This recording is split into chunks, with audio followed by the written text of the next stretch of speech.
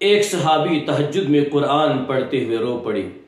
اور جب صبح کو حضرت نبی کریم صلی اللہ علیہ وآلہ وسلم کی خدمت میں حاضر ہوئے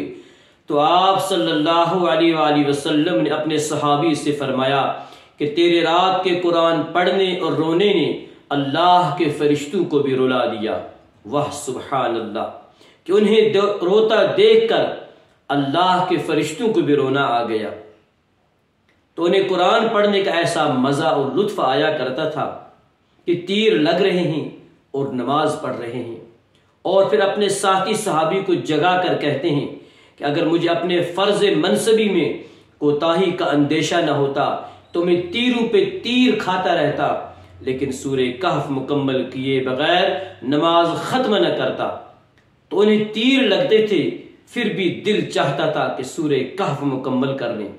اور ہمارا حال یہ ہے کہ قریب سے مچھر بھی گزر جائے تو نماز کی ساری کیفیت ہی ختم ہو جاتی ہے۔